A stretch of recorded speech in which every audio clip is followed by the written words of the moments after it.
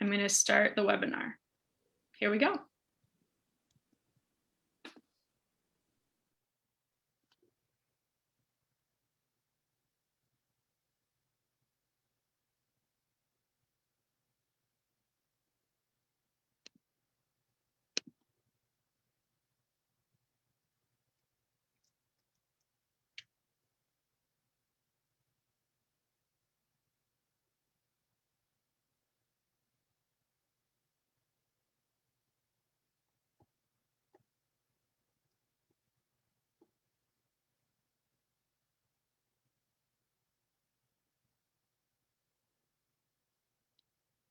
Okay, I think we're live.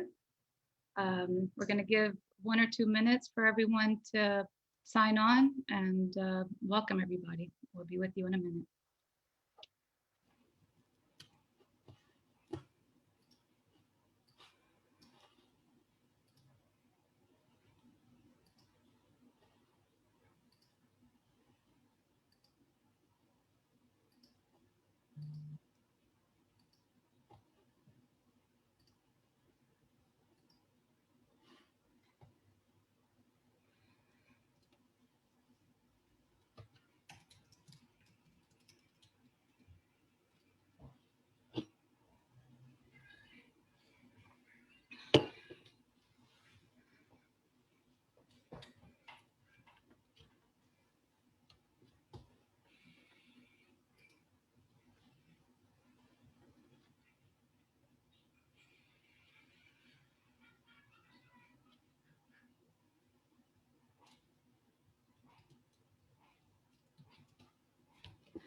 Yusuf Abu Hussein, Hadil Amin, 19 years old. Warda Amin, 22 years old. Wala Amin, 25 and pregnant in her 8th month, and their father, Ibrahim Amin, are just a few of the martyrs whose lives have recently been lost in Palestine. May their souls rest in peace, may their deaths not be in vain, and may their names always be lifted up in a liberated Palestine. Welcome to all the viewers, and a special welcome to the esteemed panelists who have been burning the midnight oil, worrying about family back home, and some of them are back home, while working overtime to correct the distorted picture propagated by the mainstream media sources. Thank you to the organizers of this event for prioritizing Palestinian voices, which, as we know too well, are often stunted either by those who think they can speak for us or by the criminalization that Palestinians have faced in this country for simply stating the truth. And the truth is that this is not a so-called conflict. We've all gone blue in the face trying to eradicate this word from framing what is happening in Palestine. What is happening is quite plain and simple. It is a settler colonial occupation that has taken different forms and employed different techniques of ethnic cleansing, a system of apartheid, and brutal military aggressions. In typical colonial fashion, Israel has attempted to divide and rule Palestine by fracturing it into artificial territorial entities: the Gaza Strip, the West Bank, East Jerusalem, the rest of historic Palestine, which we refer to as 48, and of course the diaspora from the camps in surrounding countries and beyond. Just as the techniques of operation have taken different forms in each of these fragments, so too have the methods of resistance. But as we have seen in recent days, especially with yesterday's strike, despite the fractures, both territorially and politically, Palestinians have spoken loud and clear that we are one, wherever we are, and we are committed to liberation. Our panelists today will speak on each of these fragments, beginning with the recent events in Sheikh Jarrah. We frame this as an ongoing Nakba because although the Nakba, or the catastrophe, commemorates an event, which was the sacrifice of Palestine for the creation of a Zionist settler state in 1948, we insist that the Nakba is ongoing. The ethnic cleansing and erasure of Palestinians has not subsided. We reject the territorial fracturing of Palestine, which unfortunately humanitarian discourse tends to take for granted. We instead situate ourselves among other people who have been fighting to shake colonialism off their backs. We salute the land back movement on these lands on which some of us sit, and the Black liberation struggle with which has long been in solidarity with us. And we say, no one is free until we are all free. With that said, let me begin with our first panelist, Lucy Garbett, who is in Sheikh Jarrah, based in Jerusalem. She is a PhD student and researcher at the London School of Economics Department of Sociology, and I will be dropping her latest piece from The Guardian in the chat. So please, Lucy. Great, thank you. I just wanted to say thank you for inviting me here today, and I'm so honored to be in the company of such great Palestinian scholar activists. And while we've all never been able to all be in the same kind of geographic space together because of the settler colonial separations and restrictions, I am really glad that we can at least hold this virtual space together. And thank you also to all the organizers who've put this together in such a short amount of time. The uprising we're now witnessing, and also the extraordinary strike we've just emerged from yesterday, called the Strike for Unity and Dignity, which is the first time in decades that we see a Palestinian general strike that extends from the river to the sea and across both lines of the Green Line, across both sides of the Green Line. And this uprising started bubbling in Jerusalem. And so in my intervention today, I'm going to start with a little bit of context on the situation for Palestinian Jerusalemites and how these events have unfolded. So in 1948, during the Nakba, as Hadil mentioned, hundreds of thousands of Palestinians were forcibly displaced from their homes. And most of these homes still exist today and are inhabited by Jewish Israelis, and the Palestinian owners are forbidden to return to them. Jerusalem at this time was split between East and West, with East Jerusalem and the West Bank under Jordanian rule until 1967. And there's much to say about Jerusalem and life for Palestinian Jerusalemites, but due to time constraints, I'm just going to kind of focus on a few points. And in Jerusalem, there's this so-called demographic balance between Arabs and Jews that forms the sort of underlying logic of planning and state practice. For example, in Israeli master plans, the city and Israeli government officials, Palestinians are often referred to as the demographic challenge or the demographic threat. And Palestinians are also referred to most recently in Knesset legislation as a demographic time bomb. So Palestinians are presented in such terms and they're treated in such terms. And Israeli state and municipality policy has been one of constant planned displacement and has focused upon keeping a 60-40 ratio of Jews to Arabs in the city. And this ends up becoming implemented in a myriad of ways, including settlement construction, wedging Palestinian neighborhoods, home demolitions, and revocation of Palestinian residency rights. Palestinians in Jerusalem hold residency cards, not citizenship, and these are subject to revocation at any point if Jerusalem no longer becomes the center of their life. So since 1967, over 14,500 Palestinians have been stripped of their residency status. And of course, this doesn't include their offspring who have also been denied residency. And Palestinian cultural institutions and schools have been particularly targeted and strangled and closed down. And settler roads end up, and trams end up connect settlements together, end up splitting Palestinian neighborhoods in Jerusalem almost completely in two.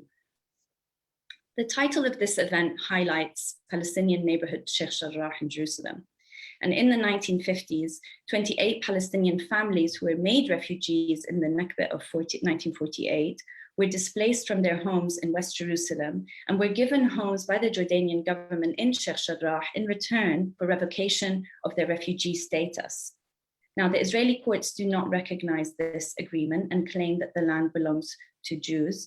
And these families have been embroiled in an expensive and unjust legal battle in Israeli courts for decades. These Israeli courts are rigged in such a way that the legal structure aims to keep as much land as possible under Jewish Israeli ownership, with as little Palestinians on the land. And this is done in many different ways. But what kind of ended up making Sheikh Jarrah a microcosm for Palestinians everywhere. And so during the month of Ramadan, a few factors came together in Jerusalem that I'm going to try and talk about.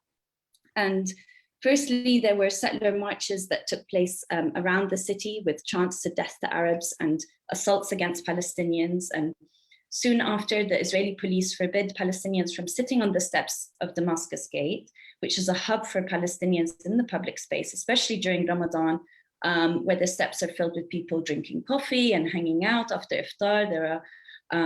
There are stalls, cultural events, and there are only sort of a few public spaces left for Palestinians in Jerusalem. And over the years, this space has become increasingly surveilled with cameras. There have been 3 permanent military outposts that have been placed in the area.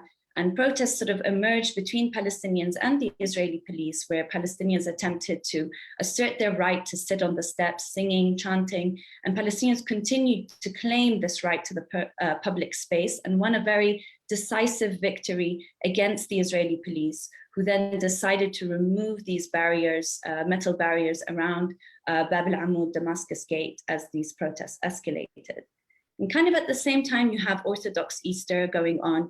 And there's on the Saturday before Easter Sunday, there's a parade of different groups of the Greek Orthodox, the Syriac, the Armenian communities, where the scouts do a parade around the old city with scouts and music. And this year, Palestinians were prevented, many were prevented from entering into the old city and were assaulted by Israeli police. And sort of this only added to this overflowing repression of Palestinian culture and life in Jerusalem and these public expressions of it.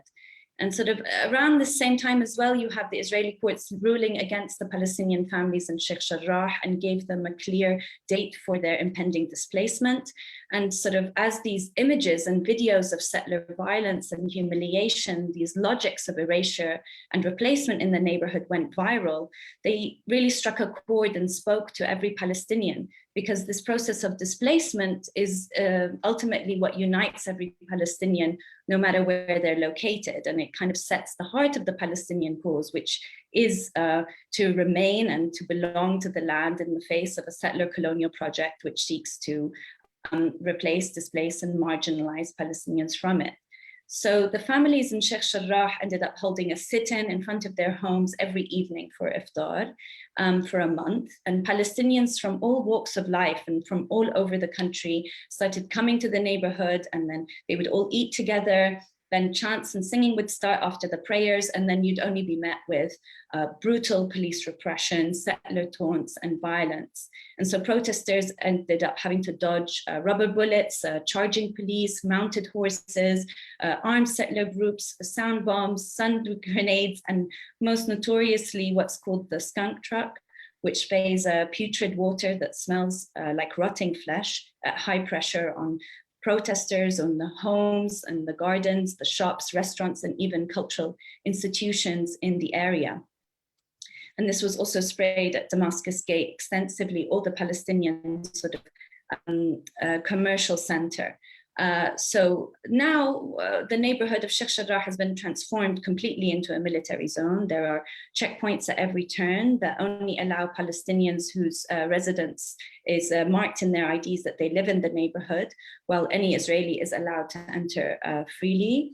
But what we saw take place in Jerusalem kind of was a real spirit of popular resistance and solidarity. And I really want to emphasize that, because where protests would take place in Sheikh Jarrah and Damascus Gate almost every night, buses ended up starting coming from towns, Palestinian towns in the north. And it reached a real tipping point when Israeli forces sort of entered Al-Aqsa Mosque and attacked worshippers while they were praying and caused hundreds of injuries.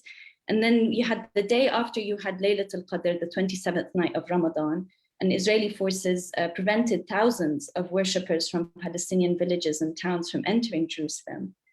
Then the Palestinians in Jerusalem quickly mobilized, and this huge expression of popular resistance, and dozens of cars drove down the highway, this main highway between Jerusalem and Tel Aviv, and blocked it from both sides. And so you had these scenes of thousands of Palestinians walking from their buses up the highway towards Jerusalem, which for me was certainly an image that reminded me of the Nakba, where the route of the highway follows some of the main Palestinian villages that were the first to be expelled during the colonization of Jerusalem by Zionist forces.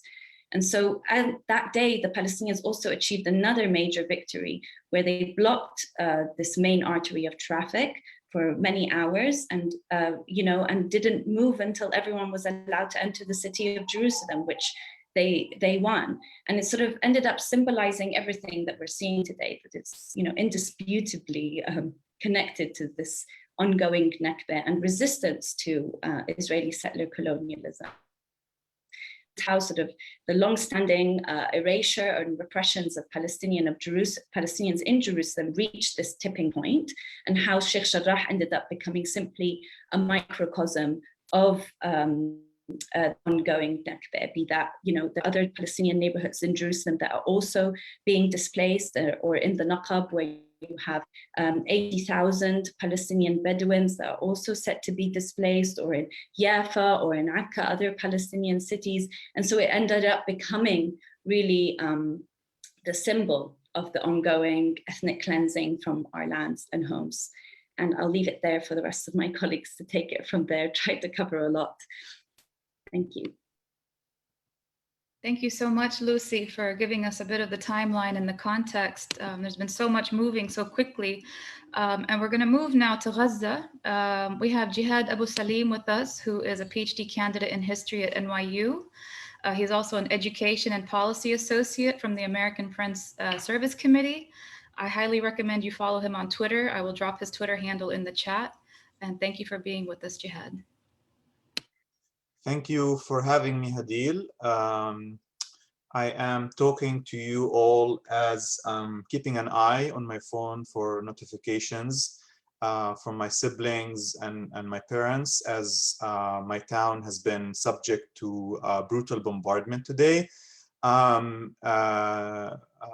number of blocks away from where my family and relatives live, today, Israeli warplanes attacked a house where a Palestinian man, a handicapped Palestinian man with special needs, his 2-year-old daughter, and his pregnant wife were all killed. So this is the kind of, and as I'm talking to you right now, one of our neighbors sent us a photo of the man from my town. I can't show it because of the virtual background, but so this is where I am right now. I have been, over the past week, I haven't slept. I have been on the phone trying to make sure that my family is okay, following the news in Gaza. And nonetheless, despite all of this, it is important today to frame this moment in the broader context of Palestinian struggle and Palestinian history, because once this moment is over, the effort and the struggle to create real serious change in Palestine will actually begin. We are witnessing a new episode, a new chapter in the struggle for Palestine and for liberation and freedom for the Palestinian people. So again, I would like to reiterate my deepest gratitude for having me here today and for giving me this space to share with you. And I'm going to build on what my dear friend Lucy has said and talked about, which is the common thread that combines all of what's happening all across historic Palestine and connects all Palestinian communities, whether in the homeland and in their exile. And this common thread is the ongoing Nakba.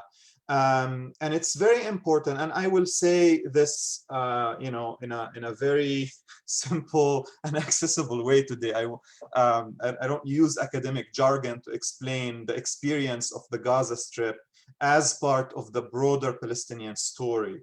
There is no way we can understand the situation and the reality in Gaza and in the Gaza Strip without going back to 1948.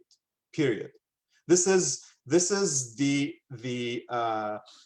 most important thing that we need to take out of this event today, to emphasize that 1948, the Nakba, a process that started before 1948, during 1948, and still continues after 1948, is the most important thing that we need to emphasize as we think about framing our struggle and making sense of the reality in Palestine in general and in Gaza today in particular.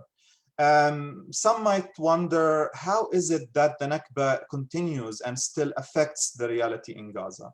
It is very important to remind ourselves that the Gaza Strip, as it is today in its current shape and in its current geographic area and in its current demographic and geographic composition, is and was and will continue to be a product of a war of conquest and aggression that the Zionist movement launched in 1947, in 1948, and throughout its settler colonial experiment in Palestine.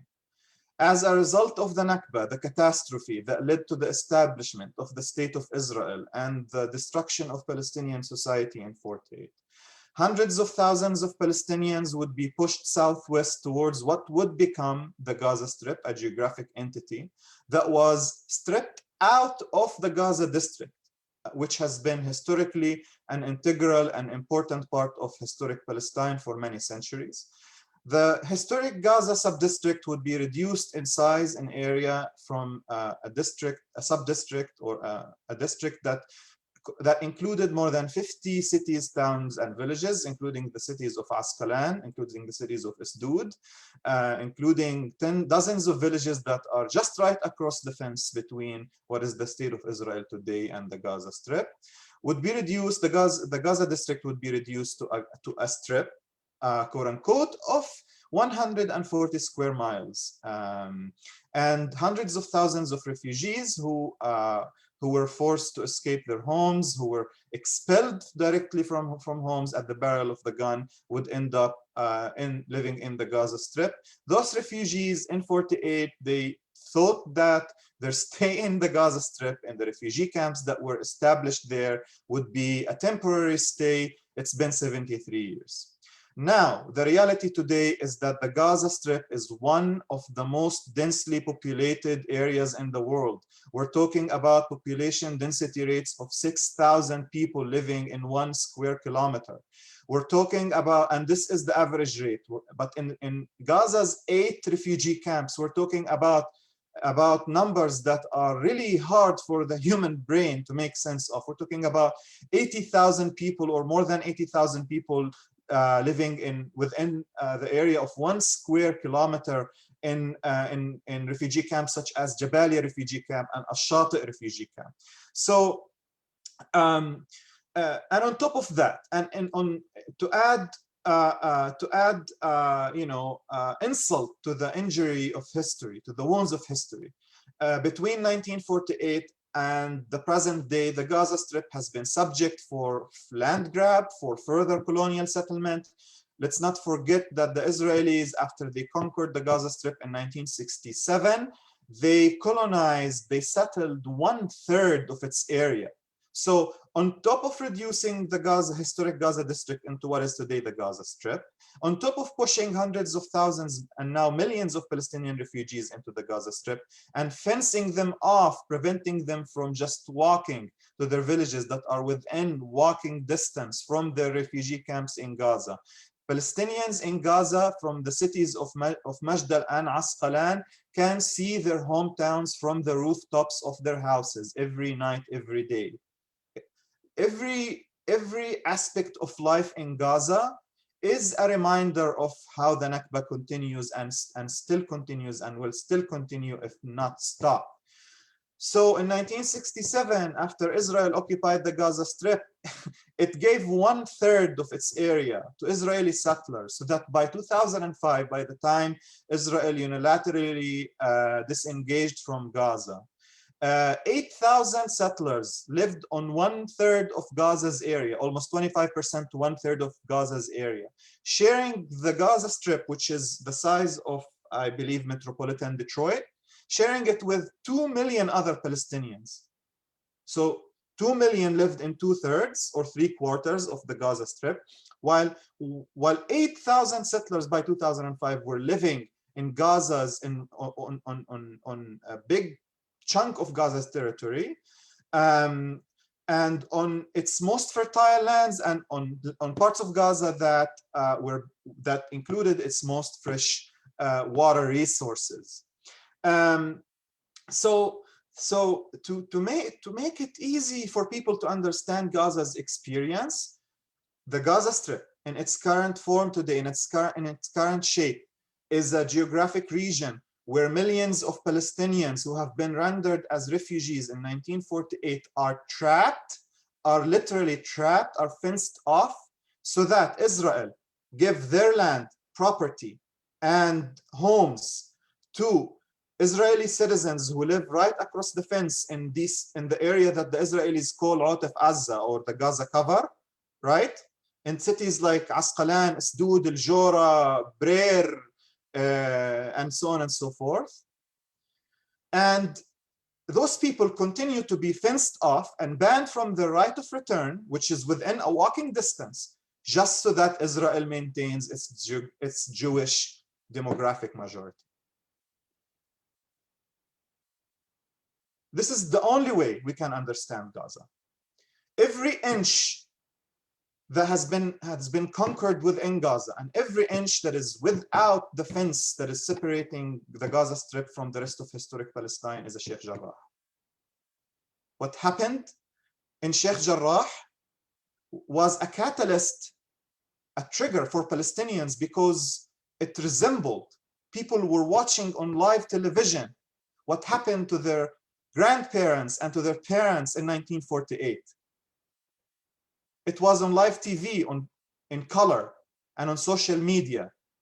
And we all saw Yaakov, who was talking about stealing the home if nobody else stole it. The symbolism of what happened, the reminder for Palestinians in Gaza and elsewhere. So yes, Sheikh Jarrah, people in Gaza felt for Sheikh Jarrah. Palestinians in Gaza viewed Sheikh Jarrah, what was happening in Sheikh Jarrah, as a continuation of something their grandparents experienced, their parents experienced, and the current generation experienced as they are being trapped, fenced off from going home. The bottom line of what's happening in the Gaza Strip is that people are banned from going home, and that's what we need to talk about. I'm not going to talk about my family who is under bombardment today, who have been sending me videos and clips of explosions. I'm not going to talk about my brother who has special needs and has seizures and suffers under this heavy bombardment. I can talk about this, but it is very important for us today to live up to the moment that we are witnessing and take leadership and responsibility and be inspired by what this uprising in Palestine, all across of historic Palestine, and that Palestinian communities have been leading in their homeland and in their exile. What does it represent and what does it mean? And it means one thing, that this is an all Palestine struggle, and this is a struggle about ending the Nakba, reversing the Nakba, reversing the expulsion, and ending the process that has been unfolded over 130 years of dehumanizing Palestinians and erasing them from their land, from their property, and taking away their rights and rendering them invisible. We can't be invisible anymore. We're not invisible anymore. So yes, this is how we understand Gaza and how we make sense of it. And in terms of actions and things that I would recommend people do, I will share a link shortly in the chat for 5 things that people can do through at least the humble work that the organization I work with does in the US. I call on people to educate themselves. I call on people to center the Nakba and to think of the struggle for Palestine as a struggle to put an end for it. And thanks for having me. Oh, thank you, Jihad. And thank you for reminding us that in the introduction, I mentioned conflict as one of the problematic framings, but also another one that you made me think of is this whole cycles of violence. And what you helped us understand is that it's a consistent, constant violence that Palestinians face. Thank you for that. And we look forward to the link that you will drop. Let us move on now to Rabia Arbaria, who is a doctoral candidate at Harvard Law School and a human rights attorney with Adala Legal Center in Haifa. And he will speak to us about what's happening in what we call 1948 Palestine. So take it away. Thank you. Thank you, Hadil. Thank you, Jihad and Lucy, for also this important speeches and framing. It's hard to speak on this event today for all of us. I think all of us are going through hard times. We cannot, separate our experiences from how we talk and how we frame our the living injustice we are witnessing. I am currently not in the homeland. I'm originally from Haifa, but I'm currently studying in the US. My flight is back home next week, and I just want to open by exemplifying even, how we are suddenly even miles and thousands of miles away. We get suspended in time. We get our lives are completely dominated by this violence each and every moment, and unfolding violence, of course, incomparably to all the violence that people are witnessing on their bodies right now in Gaza and elsewhere around Palestine. Only today, Hamad Kiwan from Al-Fahim, 18-year-old Palestinian citizens who have been hospitalized for a few days already after he has been shot in the head by the police, by the Israeli police. He died today, and this is only a reminder that the killing, the machine of death that distributes death among Palestinians does not exempt anybody with different official documents. And I want to center here my talk around the Palestinians in 48, Palestinian citizens of Israel, 48 Palestinians, different names, many people talking about framing and how important it is to counter frame the many times mainstream framing that dub us as Arab Israelis. Of course, this is an official story of Israeli propaganda that tried to create this term of Arab Israelis to whitewash what is happening, to create a facade of ostensibly equal citizenship that applies to Palestinians. But of course, we know this is not true. And this is not the lived experiences of Palestinians. Most Palestinians in Israel, in fact, according to many researchers, identify as Palestinians, first and foremost. So this is important to emphasize.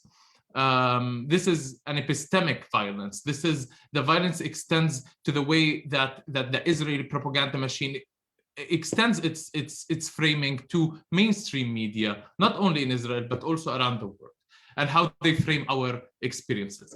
And so I want to try to highlight how institutionalized all the violence that we've been witnessing in the past week in 48. And because many times in media, when we hear about it, at least, it's been reported as mobs. And I think, although we are obviously experiencing armed Jewish mobs, Jewish supremacist mobs, heading and roaming the streets of Palestinian neighborhoods, lynching, attacking, and chanting death to Arabs, is true. I mean, this is happening, but it's not only that. And the situation is much more institutionalized, and I think it's important to bring it to the foreground. First of all, before delving into the details of some stuff that I would like to highlight, and I recognize that perhaps the experience of 48ers right now is relatively, the cost we are paying as 48er is relatively very small to the cost that is being paid by other Palestinians in Gaza in particular. But it is still useful to know how the Israeli regime works on us Palestinians and fragments us in different ways and forms and subjects us to different legal regimes as well. And there is something to be said about this idea of being, recently we've been seeing a lot of mainstream discourses about apartheid and even progressive that talk about two distinct legal systems. In fact, there is four distinct legal systems governing Palestinians. There is one in Gaza, there is one in 48, there is one in East Jerusalem, and there is one in the West Bank. And these are very consolidated legal regimes. There is overlap between them, of course, but they produce, their intention is to produce a different subjectivity of Palestinian, a different lived experience of Palestinian. In this sense, you can say, that to fragment Palestinians is a strategy of domination. It's a strategy of terminating a cause for liberation, a cause for freedom. And I think these events that we're witnessing, the massacres in Gaza, the ethnic cleansing in East Jerusalem, in Sheikh Jarrah, the violence sanctioned by state and Jewish vigilante groups in 48 and more, they're all reaffirming, I believe, two important points. The first is that in the face of this fragmentation, the recent escalations are consolidating a counter-fragmentary force. And I think this cannot be highlighted, and it's super important to highlight this. Palestinians all over Palestine are actively going to the street, demonstrating and reaffirming their unified struggle for freedom and dignity from the river to the sea against a settler colonial polity. And this settler colonial polity, as I said, it works in many different shapes and forms. It fragments Palestinians into different categories, it subjects them to different rules, and they're all institutionalized from Gaza to Sheikh Jarrah. But this discourse is becoming more and more central, especially among the younger generation of Palestinians, and this should be leading our framing of the situation. And these voices should be mainstream, and these voices should be put forward if we want to develop the discourse genuinely. And as the second point I want to highlight as well is that the events, particularly about 48, the events I think have unleashed the militaristic apparatus that governs Palestinians in 48. There is a myth of equal citizenship. There is a myth that has been purported for years, and Israel has been trying so hard to maintain that, you know, there is Arab Israelis that ostensibly enjoy equal rights under the framework of citizenship. And this ostensibly equal citizenship, the framework is citizenship, is suspended, it's obliterated, literally, in these days. And this is the events that unleashed this security apparatus that still control Palestinians in 2021 remind us of the not very long past ago when Palestinians were subjected to 19-year military rule directly after the Nakba from 1948 to 1966. What is important to re-emphasize here is that in 1966, this apparatus has only gone underground. It was not terminated.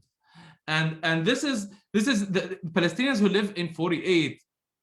It is important that we understand these perhaps unique situation in which officially we are governed by Israeli framework of civil law, but in fact by a military apparatus that underpins this civil framework. And in the past week, I'm just gonna give a little bit of examples about, you know, what happened in the past week and how important to understand it and frame it in against the background of a much wider oppression and subjugation of the Palestinians of 48. This includes the confiscation of lands. This includes the criminalization of Palestinians. Palestinians actually, and this is not talked about enough, Palestinians constitute more than 50% of the population of the Israeli prisons. Palestinians, more than 50% as well, the poverty of Palestinians as well, the criminalization of poverty and the poverty of Palestinians that constitute more than 50% of Palestinians in 48 are considered below the poverty line. These are things to understand that there is systemic oppression that creates this Palestinian experience, that creates this Palestinian status, regardless of territory. And in the past week, we have seen different events that in Palestine, starting with, actually not starting with the mobs. The mobs came a bit later, but 11 years ago, what Lucy was just mentioning, the blocking of Palestinian citizens' access to Jerusalem. This is crucial to understand. Regardless, I mean, there was no legal authority whatsoever to do that. But this is exactly the means where security is put to the foreground and all other quote-unquote rights are suspended, they're irrelevant. The same has been happening with the crackdown of the police on Palestinian protesters in Led, in Haifa, in Jaffa, in Nazareth. Later, the condoning and allowing the mobs to attack Palestinians, often surrounded by police, including in the case of Haifa, Jaffa, Led, and the lynching in the Bat Yam, in the event of lynching a Palestinian in Bat Yam. That was broadcasted live on TV. The direct attacks in al-Fahm of the militarized police on cars and civilians. The killing of Muhammad Kiwan. These are all the conduct of a state that puts forward systemic oppression that perpetuates the ongoing Nakba on a daily basis. I want to end up perhaps with illuminating a little bit about many people, as I work in Adala as well, and we've been dealing with a lot of arrests. There's been more than 1,000 arrests of Palestinian citizens of Israel. I just want to give a little bit of a picture about what is happening there, and a shout out to all the lawyers working on the ground, around the clock, without sleep, to give as many aid as possible. But we are witnessing also a lot of systemic barriers, like never before. I mean, like never in a quote unquote regular situation. As I mentioned, it's important to understand how this military apparatus is unleashed and suspends any ostensible framework of that could otherwise be civil.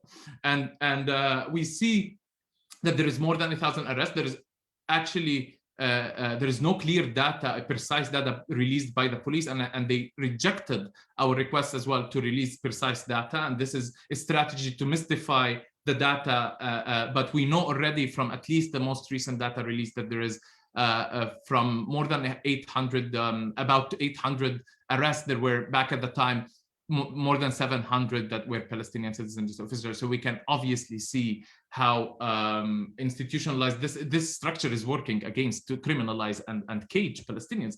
And we see the same is happening with abductions from homes of Palestinians to arrest them by secret security, as well as by police. We're seeing the police in Nazareth in many different occasions. We're having reports of brutally beating people who were arrested within the station. This amounts to some sort of torture that is happening within stations, the denial of medical services of people who were detained, violation of every possible legal right, and the blocking of access to consultation, to lawyer, is also very abundant these days. And I want just to flag it and contrast it with the legal decision releasing the killer of Musa Hassouni from Led. These decisions, the courts are, again, this is systematic, this is all institutionalized. The logic extends from the mobs to the institution. It's the same logic of Jewish supremacy. And I want to end with that by just flagging how the contrast between how these systems work to criminalize and indict and cage and kill Palestinians wherever they are.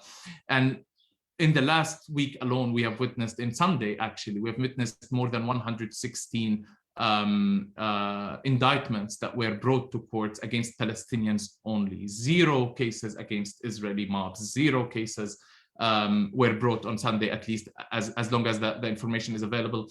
0 cases were brought against any violence perpetuated by the Israeli mobs. And this, I think, tells the whole story of the colonial citizenship.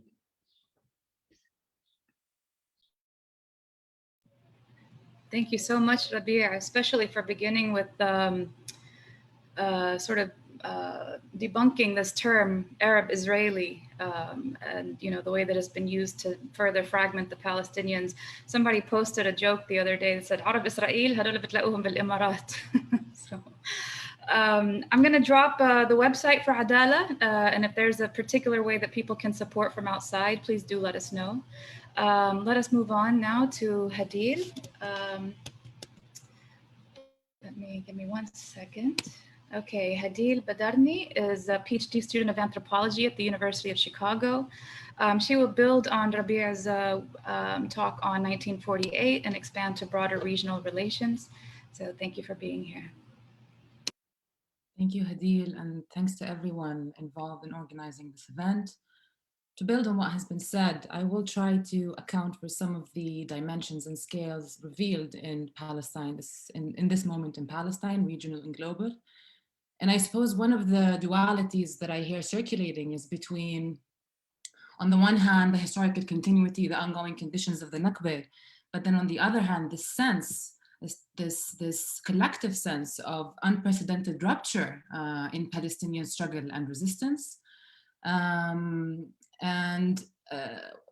arguably one necessitates the other, but it is precisely the unified mobilizations within and despite the very structures they seek to abolish that demands attention. And as we've just heard from Lucy, from Jihad, from Rabia, all these anti-colonial fronts, all these forms of resistance are converging today. They are rising in concert and ultimately reverberating across Palestine and beyond Palestine. The now 15-year-long siege on Gaza, the ethnic cleansing in Gaza, Israel's continued territorial expansion in Sheikh Jarrah, the Jihadization of Nakba, of Jalil, and of course, the decades of exilic refugee lives under authoritarian Arab regimes all amenable to US and Zionist primacy in the region. All these fragmented pockets, so to speak, of Palestinianhood, as mentioned, suffer chronic and vampiric dispossession and de-development, conditions that are underwriting the lived experience of generations that we're seeing in the streets, conditions that are baked into the very constitution and function of Israel as a settler colony in the region. And so what is remarkable is not only the geographic scope of popular resistance and the waves of solidarity that we're seeing. What is remarkable is also their simultaneity. And in a sense, one could say that Palestinian popular resistance has caught up to the simultaneity of its oppression, and is mobilizing with it movements on regional and global scales. And importantly, it's happening in tandem in a period where Israel has vigorously pursued and still pursuing normalization agreements with Morocco, Sudan, and signed with the UAE and Bahrain to unlock possibilities through these regimes for Israel to officially now and conspicuously rearrange its capital in the region. And so when we see mass protests and mass demonstrations in Bahrain or in Morocco, these protests avail themselves as both acts of solidarity, but also of defiance, in a sense. And it's important to understand them as such. But before considering the regional and the global further, I want to invoke two local scenes from Jerusalem and then shift attention to areas inside 48. And as mentioned, the first scene happens in Sheikh Jarrah. As mentioned, we can identify Sheikh Jarrah as the most immediate, perhaps, and proximate trigger for the mobilizations we're seeing today. Earlier this month, Netanyahu galvanized and backed politician Itamar Ben-Gvir to invade Sheikh Jarrah accompanied with police forces and settler groups, and in order to unleash violent assaults and forcibly evict 27 Palestinian families from their home. A deliberate provocation in a reality, in an already difficult reality of dispossession and displacement in Sheikh Jarrah.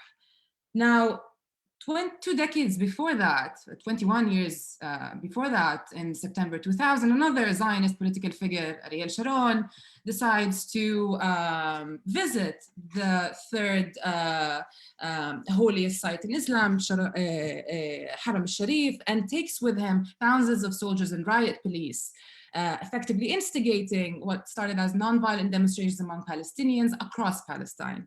Now, for those who recall, the first weeks of this became then the second Palestinian Intifada, the first weeks of which saw Israel's infamous firing of 1 million bullets into unarmed crowds, Palestinian crowds, waging a more intensified war against the Palestinian civilians ever since.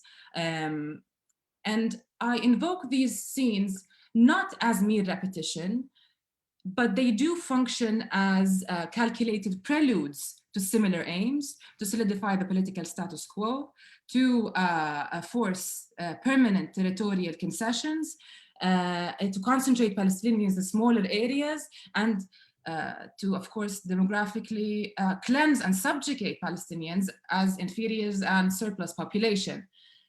And to be clear, these scenes that we're witnessing today and the scenes that I've invoked cannot be reduced as mere, policy of Likud party or as mere electoral politics of Netanyahu. It is significant given the current political climate, and they are critical. But at the core, these scenes are both symptomatic and internal to the Zionist enterprise as such. It's been true. I mean, it's quite simple ethos. It's been true for 73 years, a process that has started prior to that. For Israel, it's more territory, more wealth, and less Palestinians in body and mind. That is Israel's logical and empirical necessity. And importantly, that is also its internal contradiction. The very existence, one could say, the very existence and let alone resistance of Palestinian today is perceived or have long been perceived as this unabsorbable excess, if we think in spatial terms. And in temporal terms, as mentioned, the colonized population until today functions as a demographic ticking bomb, as time bombs, as Lucy mentioned. And this is very clear in mobilizations throughout these anti-colonial fronts and throughout these forms of resistance. So it's important to read it within the contents of a larger and broader Zionist enterprise and a Zionist endeavor of a settler colonial force in the region. Now this takes a more immediate meaning in areas of 48, whereby physical proximity leaves little room for unrealistic understanding, I think. Cities like Haifa, Lid, Ramli, Jaffa, these historically Palestinian cities are generally portrayed as havens of coexistence, as mixed cities of multiculturalism. But as we saw, within a matter of days, countless towns have completely transformed into military zones. As mentioned by Rabia, raging mobs of armed settlers backed by the police and other armed forces have been lynching Palestinian civilians, roaming the streets, chanting death to Arabs and raising slogans like good Arabs are dead Arabs. Now, this may be read by some as transient or ephemeral, religious fanaticism. But historically Palestinian cities tells us otherwise. Lid tells us otherwise. In fact, in Lid, for example, these armed groups took base in Lid's municipality, provided in the city hall itself, provided by the city's municipality to effectively organize and prepare for their armed lynches and armed attacks on Palestinians. Military and police forces were their armor, and Israel, as mentioned, detained more than 1,000 Palestinians only in Israel, 900 or more than 900 in Jerusalem and the West Bank. Out of the numbers in 48, no Israelis were detained, all were Palestinians. And so all this to say that this is not an intercommunal conflict. It cannot be without presupposing a conversation between the neck and the sword, as author Ghassan Kanafani puts it. Palestinians of 48 know full well that extraordinary conditions foreground the ordinary, that their Israeli citizenship subsumes them only as inferiors, only as appendages, and only as strangers in their own home.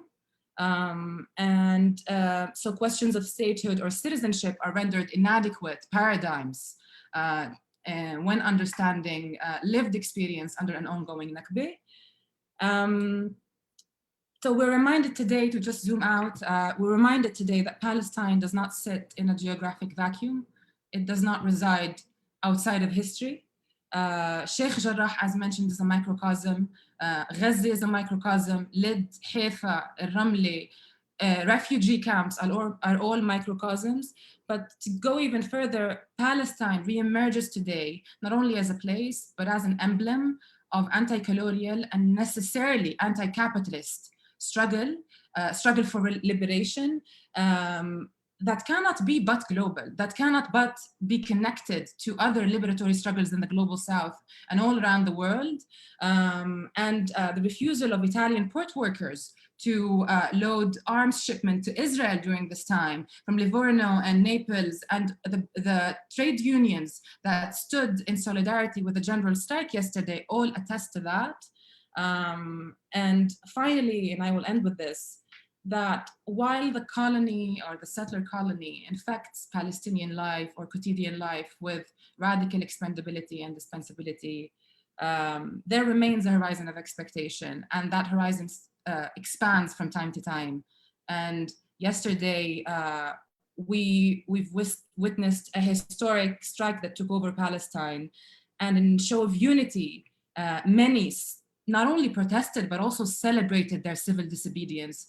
They reasserted their political ambition and also their sense of cohesion. And I'll end here. Thank you so much, Hadil. That was, you know, I'm noticing a common theme through all of the talks about how much language matters. And, you know, you raised the question of coexistence and mixed cities and how these are meaningless terms especially in the context of settler colonialism and ethnic cleansing. So thank you for bringing that up. Before we go to our final speaker, I just want to invite the audience that we have a Q&A box, so you can start posing questions, and we will take them after we're done. So let us move on now to Randa Wahbi, who is currently in Ramallah. She is a PhD student in anthropology at Harvard and will speak to what has been going on in the West Bank. Welcome, Randa. Thank you so much, Hadil, and thank you, Callie and Layla and the University of Chicago for the invitation to speak on this panel and for organizing this. And thank you so much to Lucy, Rabia, Hadil, and Jihad for giving the necessary context and for giving your time and energy. I know it's not easy in this moment to be able to create a speech. And for me, I feel like it's really difficult for me to even know where to start because of the events of the last 10 days. And as everyone, just to reiterate what everyone has been saying, what we're witnessing now is a reaffirmation that the Nakba never ended. And also our unity as Palestinians, despite all the different tools of fragmentation that have been used against us, has never waned. And it's been incredibly inspiring, I think, to see all of the protests around the world, to see Palestinians in Jordan and in Lebanon affirming that they are Palestinian and trying to cross the borders. And I just want to honor that moment that we see you all here in Ramallah, and we're with you. In the last hour, I was trying to prepare some like coherent remarks or try to make an argument about what's happening in the West Bank, but I'm just feeling such an incredible amount of emotional burden right now. I feel like we're experiencing constant whiplash between grieving all of the loss across Palestine, in Gaza, in Ramallah. And at the same time, we're trying to organize protests and keep this movement going and try to uplift our freedom movement, both keeping it going here despite the intense exhaustion and keeping our voices high globally. So as Hadil mentioned, I'm an anthropologist, and what I ended up writing down just before this is more like a set of field notes. So I know maybe it's possibly a bit more vulnerable than I would have liked, but I'm going to read them to give you kind of a sense of what we're experiencing here in Ramallah. Yesterday morning, I was feeling so elated about the general strike that was organized in under 48 hours across all of Palestine, the first one in decades. 12,000 people were in attendance in Ramallah and thousands more across Palestine and even thousands more across the world. Everyone walking in the streets yesterday was walking towards the demonstration in Al-Manara.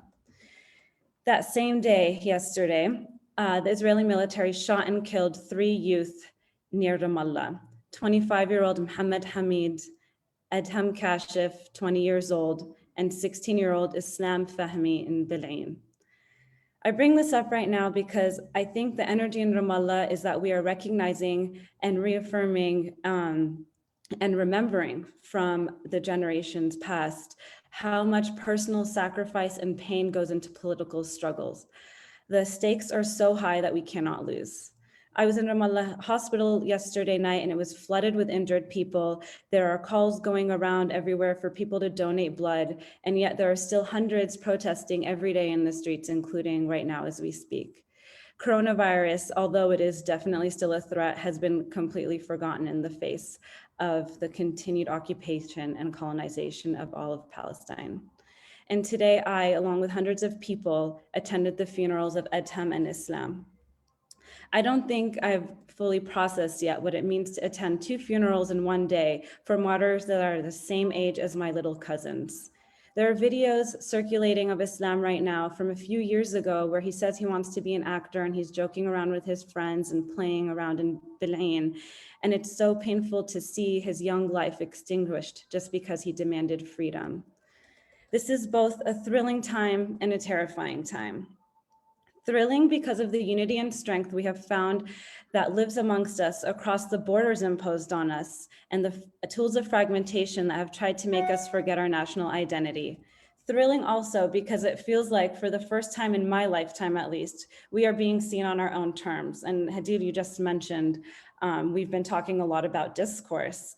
I think that it's not because the media has decided to see things differently, but rather because Palestinians, especially Palestinian women, are doing the work and the labor every day. And I'm seeing them do that to change the discourse, to reject the language of occupation, of clashes, of two sides, and to center settler colonialism, indigeneity, and liberation. I feel like yesterday it was a watershed moment when we saw Yara Hawari on CBS talk about settler colonialism and explain why we define our terms and our struggle within the settler colonial context on mainstream media.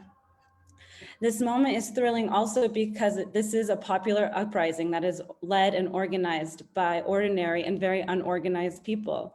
I was chatting with Mohammed Al-Kurd a few days ago, late at night, about the strike and what needs to be done and where we could be stronger and how we can make it more impactful. And I was talking probably at 1,000,000 miles an hour, and he stopped me and he said, "You know what? Revolution is messy." And I've been thinking about that a lot as we decide and steer the course for the next days and weeks and months. It's clear now, more than ever, that our political leadership, self-imposed political leadership, has deemed itself irrelevant in this movement, and the leadership is in the streets as it should be and always has been. And this is what gives me the most hope for the coming months and for the future. And at the same time, I see this moment as terrifying because of devastation and loss. The reality in the West Bank is that we have lived under military rule for generations now, and the settler violence that we are witnessing in Haifa and Lid and other parts of 48 and in Jerusalem has always been a constant threat in the West Bank. I think about the Dawabshe family who were burned alive in their home by settlers in Duma, a village near Nablus, in 2015, including an 18-month-old child. I think the photos of that haunt us all until today. And today my friend even texted me that she saw soldiers carrying snipers at every checkpoint on the road as opposed to only machine guns. We've been used to seeing machine guns everywhere we turn here. As Rabia mentioned, there's been a mass arrest campaign. There's at least 1,800 Palestinians arrested in the past 10 days between the West Bank and Jerusalem and in 48, and I think we're bracing ourselves for much larger arrest campaigns in the future. And everything that's happening right now and what's being seen as shocking in the media and what people are discovering today is the reality in Palestine has been our constant everyday reality. If anything, this moment has shown the world what Palestinians have been saying forever, that the Israelis living in Palestinian homes in Jerusalem and Jaffa and across historic Palestine are settlers just as much as the Israelis living in the West Bank. It's a reminder that we need to destruct the rhetorical separation between settler and soldier. They work in tandem together and for the continued expulsion of Palestinians. And this moment also is terrifying to me because we're seeing the Israelis unveiling new technologies to test on us before exporting them elsewhere. Now there's a new drone that we've just seen erupt in the last 10 days that shoots tear gas down at protesters. And not only is this terrifying, but I feel that this drone is used as a form of psychological terror. I saw it about a week ago. The first time I was terrified. I had no idea what it was. So I was like running like the wind. And then the second time we knew that it dropped tear gas. And then the third and fourth time it didn't do anything. It just flew over protesters and filmed protesters. It's also a form of surveillance. And then the fifth time, it hovered over people ominously, really slowly. It seemed as if it was just surveillance. And then all of a sudden it dropped tear gas again on a group of demonstrators who were chanting Free Palestine. And I'm bringing all of this up because I'm honored to be here at this teach-in and to be amongst my colleagues and my comrades here. But I hope that this teach-in is going to be a call to action for everyone watching to support the Palestinian liberation movement. And this will be our final thrust in our struggle for freedom, and that we will realize our freedom. We were saying that liberation is in our near future. It will happen in our lifetime. The drone I just mentioned is funded by American dollars. It's funded by tax dollars, 3.8 billion American tax dollars. So we should start talking about sanctions not as a distant dream for this movement, but rather a reality. This is our moment to actually push sanctions forward in the United States. And I know there's many scholars and academics on this call, and I recommend to you to sign the Palestine and Praxis call to action that was put out a few days ago, where we can tangibly do something as scholars, which is make Palestinians more visible in our classrooms by adhering to the academic and cultural boycott, by centering Palestinians and not using Palestine as a site for research and just as an exotic location, but rather recognize and honor that research should support our freedom struggle. And I just want to end, thank you for listening to me, with a short excerpt from the Manifesto of Dignity that was published yesterday, because I think this really captures the spirit of this moment and the seriousness of this moment. So here it goes. This intifada will be a long one in the streets of Palestine and in the streets around the world. An intifada that fights the hand of injustice wherever it tries to reach, that fights the batons of cruel regimes wherever they try to strike. This is an intifada of bare chests and foreheads, held high, armed with revolutionary goals, deep knowledge and understanding, and the organizational toll and commitment of every individual and collective in the face of the bullet of the Israeli occupation wherever they are fired. Long live a united Palestine. Long live the intifada of unity. Thank you.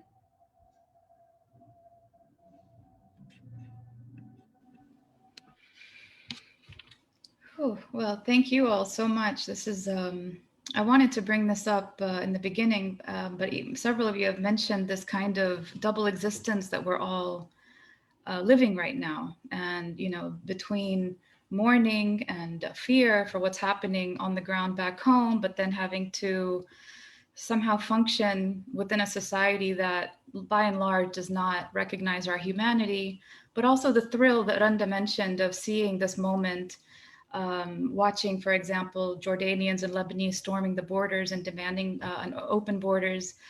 So I just want to recognize and honor each and every one here that is struggling with this sort of double existence, and wish all of us strength. I just want to clarify that I'm not the organizer for the event. I was honored to be invited to moderate. So special thanks again to the organizers. And let me turn to, I think we have one question that has been submitted, and also to invite all the listeners to also feel free to submit. It's a very long question. It is a very long question. Let me read it. Shall I read it? Okay, this looks like it's two parts. Okay, it says, I wanted to ask, how do the panelists see the future of the developments in Palestine? There's a settler colonial state and extreme resource inequality between the groups. And if there is one thing we see from civil wars, it is that they most often end in one side's complete defeat. Do they think the US or the international community could pressure the Israeli state to stop its 70-year history of occupation and domination? Do they think what will matter is the Palestinian efforts, what they've been calling, or what we've been calling a revolution, like the ongoing strike? Do they think the Israeli population will revolt against the Netanyahu government's inhuman policies? Lastly, what do they think of Hamas's escalation of the military conflict? While it is clear that their capacity for violence is not a match to the Israeli state, and what role do they think Hamas will play in the future of a truly free Palestine? There is a second part to the question. I was wondering what they think about the discourse that the matter is too complicated, as opposed to being a straightforward case of settler colonialism. What do they think of, there's a lot of questions. What do they think about people who say we should see from both sides, as the New York Times recently wrote? Or how would they respond to Netanyahu's challenge to Biden, asking what he would do if an indigenous community was shooting missiles to DC or New York? To be clear, I have no sympathy whatsoever to these claims, but I wanted to hear how experts respond to them. I guess you guys can see the questions. I mean, it's a lot for one person to answer, but maybe we can take bit by bit, because these are, many of these are, as we know, discourses that we're countering, such as the ones that we've been mentioning. So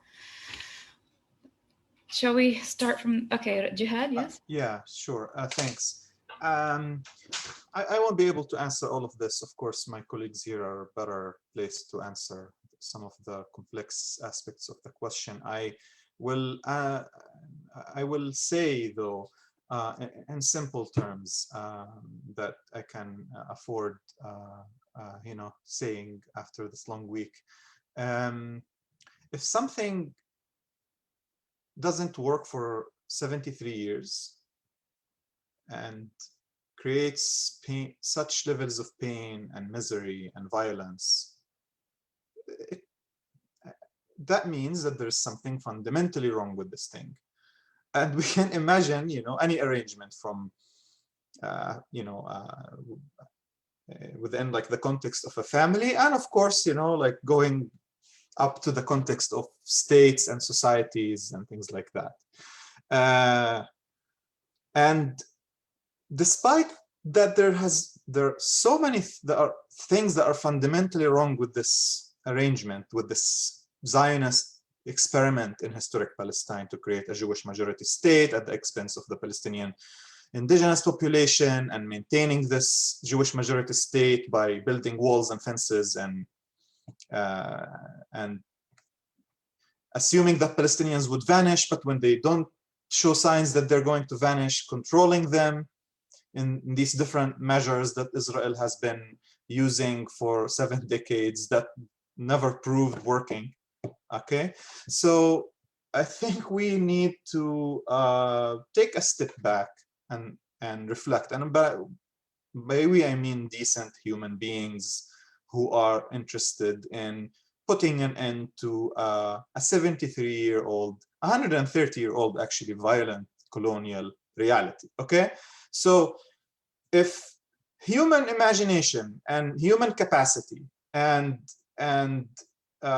has been capable of producing this reality in Palestine, where a state is built on the assumption that the indigenous population will just go away, somehow will vanish, and then open the state that they want to build for people from Brooklyn and wherever to just come and become citizens automatically.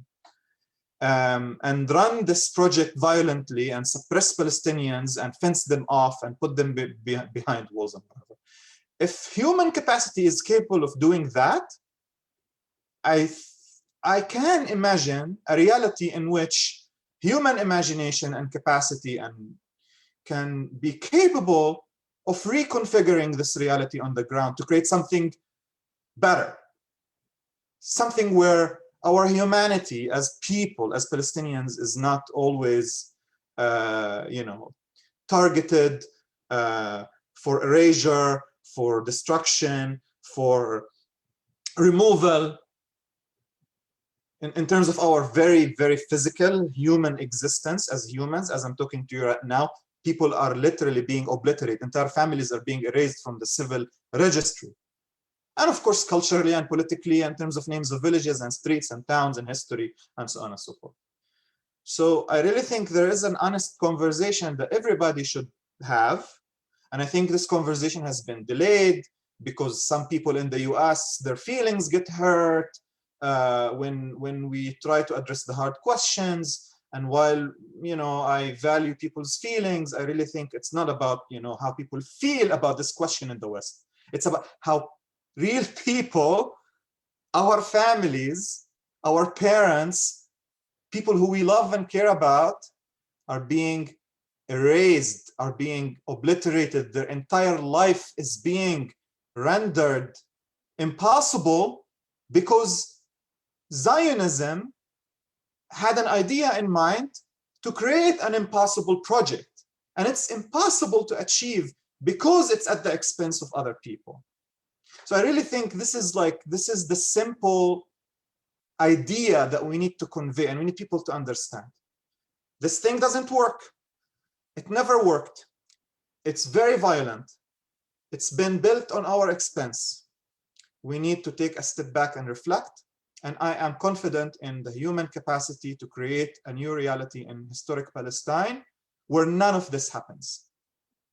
Freedom, in my opinion, as a Palestinian, is when none of this happens, is when I get to go see my family. I don't experience this current moment. So I really, and I'm not gonna say anything beyond that. I'm very overwhelmed and exhausted and I'm tired, making the case for why we should be treated like human beings. And I really appreciate the question. It means a lot. It's a very thoughtful question. I was joking earlier when I said it's long, but you know, I really appreciate it. But again, let's not make simple things, quote unquote, complicated. And in moments like this, we really need to be honest and courageous and brave and question what we have been forced not to question, and just rise up to the moment. Thank you, Jihad. I think that answers the very first question about how do we see the future of developments in Palestine. I mean, we all see liberation in the future. There's no other option. There's just no other option. Let me go to another question that's embedded in here and maybe pose it to those that are speaking from 48 about, do you think the Israeli population will revolt against the Netanyahu government and inhuman policies? Let's hear what maybe, I don't know, maybe Rabia or Lucy or Hadil, either one, any of you maybe can speak to that. I can start, and Hadil, I mean, mentioned it, and I think I echo the stuff that Hadil said. The problem is not Netanyahu in our eyes. I mean, he is part of the problem, but he is not that problem. Netanyahu and government and internal Israeli politics have never been tolerant of Palestinians and Palestinian existence and Palestinian claims to justice. The range of, you know, framing it as a problem of Netanyahu and the problem of government is fundamentally wrong. I think it misses the point that the injustice starts with Israel as such. It starts with 1948, and as Jihad said, 1948 is the key for understanding Palestine, whether in Gaza, whether in 48, and whether even in 1967 borders, namely the West Bank, you know, and East Jerusalem, etc.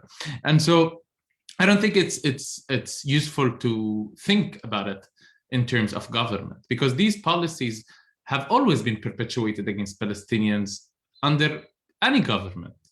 You know, people, and particularly in 48, the 48 Palestinians have been subject to the most cruel military rules in the first 19 years under the what's so-called left socialist Israelis. And this is important to understand. I mean, the system is not built for us. It's built at our expense. And no government can fix it within a state that is constitutionally as well defined as a Jewish supremacist state, a state that clearly in its constitutional, now, luckily, to be honest, we can point it out. You know, it was been the reality for years, but with the nation state law, we can at least point it out. It enshrines constitutional supremacy in its constitution. You know, and it's no government can fix it without a radical change. And here I want to echo maybe what she had said, the word imagination. I think we do need to work on imagining, in imagining a different reality, in imagining that this could be possible. Now, I want to reflect, and I'm really been thinking about it, about, to be honest, what is the role here of not only the international community, which I think its role is important, especially in the US. The breakthrough we've been seeing in the US is unprecedented. The discourse has been shifting in unprecedented ways because people are unpacking this quote unquote complicated issue. It's not complicated. And people are daring to speak truth to power and confront it in its own terms. And this is important. We should keep pushing in that direction.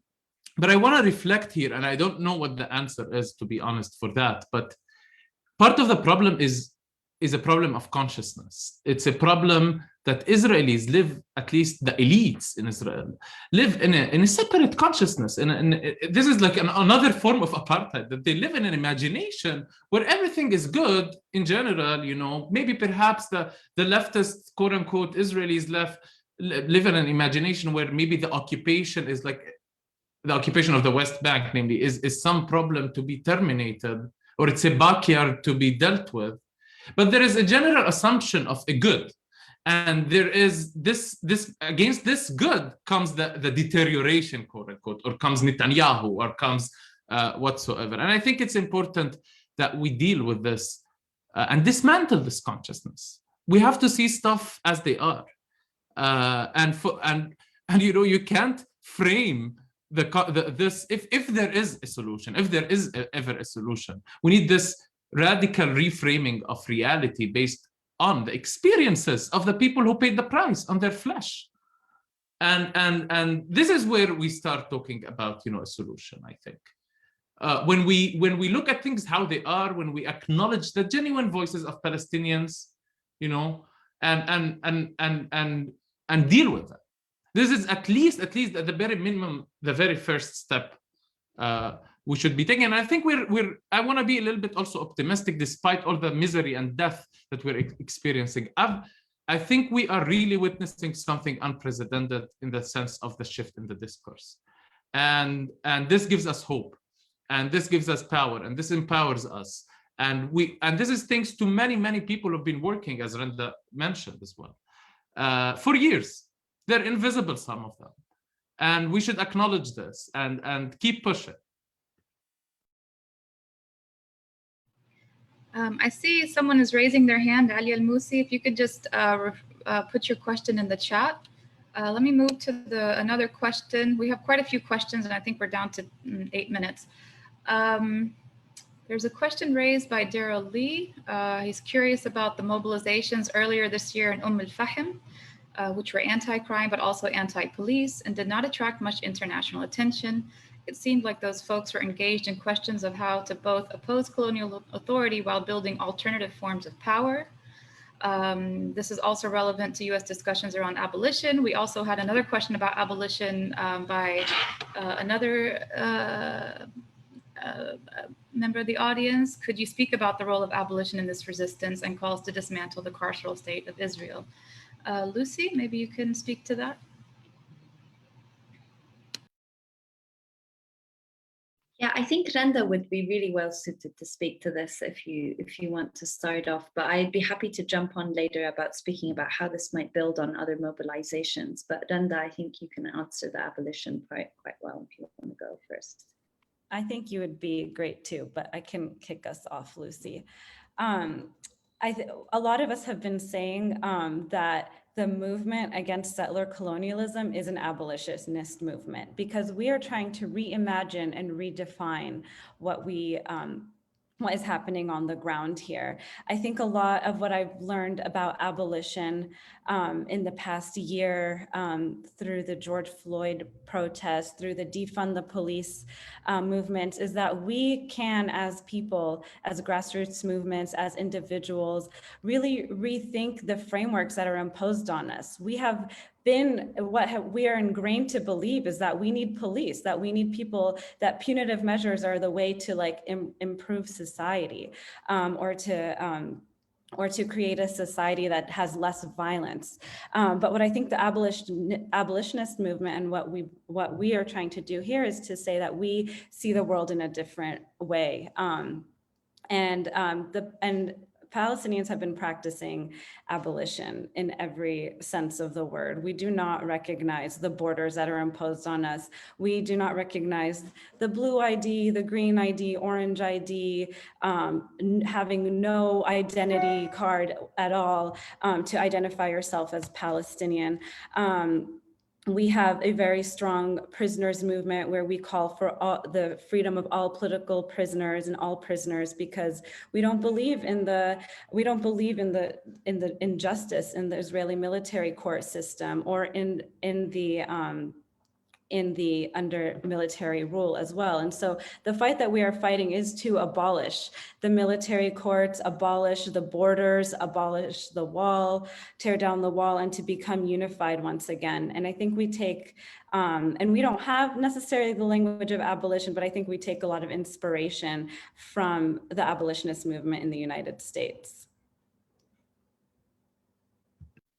Yeah, and just to jump off briefly as well is to say that, you know, oftentimes it seems like something's just happened out of the blue, but always everything is an accumulation and everything always builds up of previous movements. And like the question raised that of the mobilizations in 48 against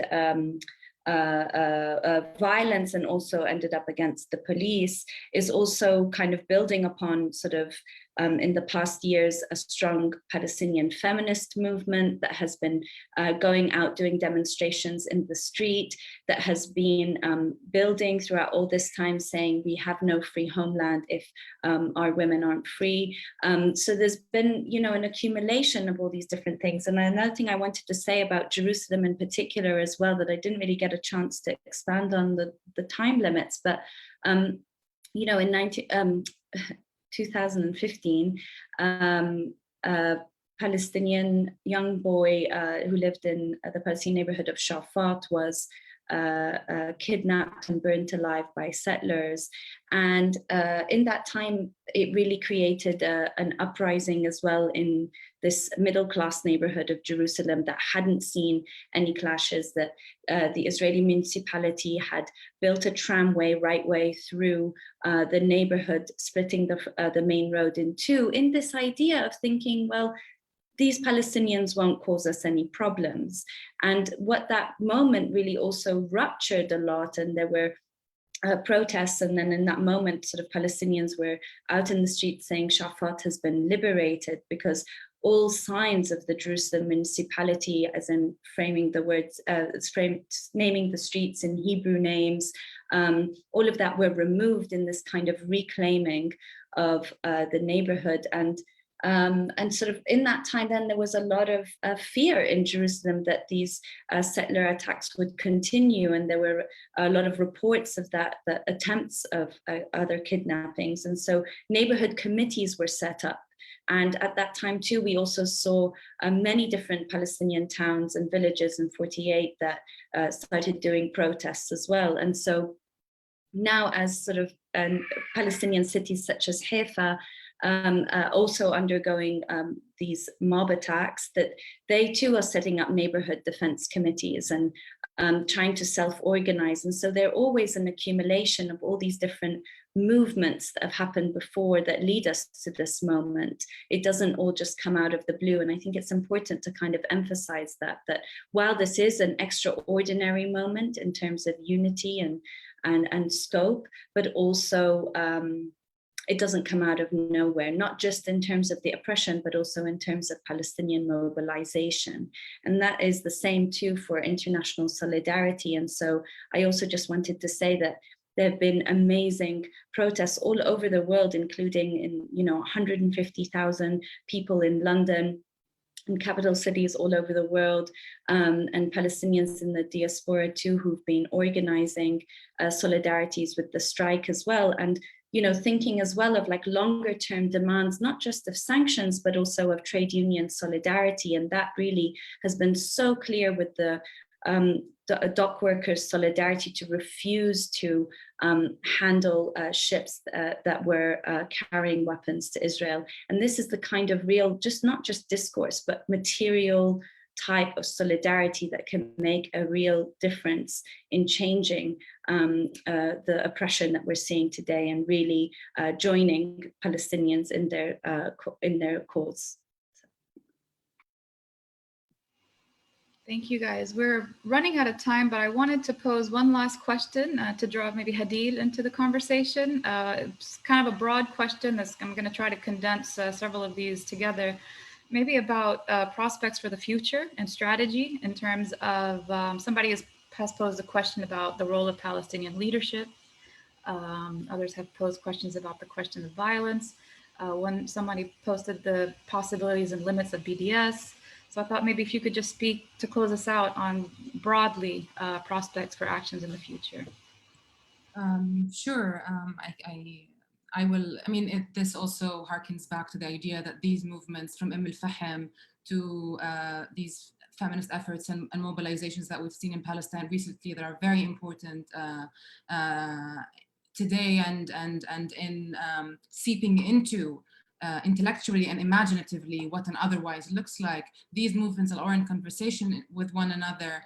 And as Lucy mentioned, materially speaking, they're also drawing from other liberatory experiences and struggles. And moving forward, I think this is the burden that we're now facing. This is the next step and the task that we have pressing. And it is, in a sense, understanding through change and to change. It is really a task of intellectual also rehearsal of the material struggles and the material significant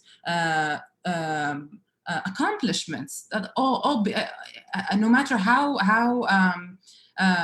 small and micrological they can seem.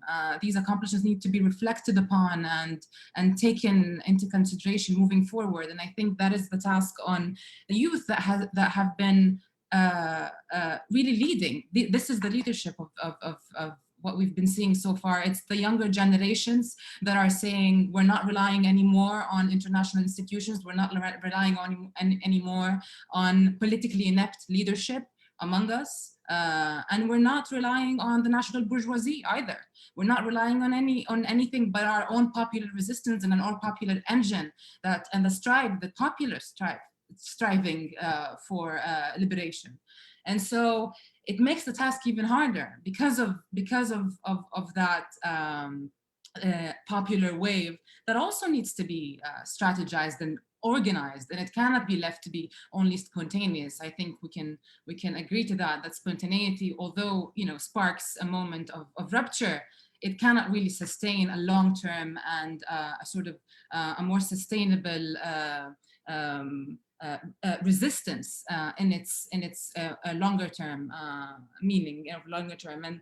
And these movements have been protesting not policy. It's not policy from left. They've been protesting. The policies are outgrowth of structures, left to right on the Zionist spectrum, and these are the structures that need to be, this is the eye of the storm that needs to be stared right back at in that sense. Well, on that note, Yatikum al-Afia. This was incredible. A special thank you to Layla and Callie and the University of Chicago for having all of us. I wish we could have answered all the questions. I'm sure we could continue talking for hours. But until next time, thank you all.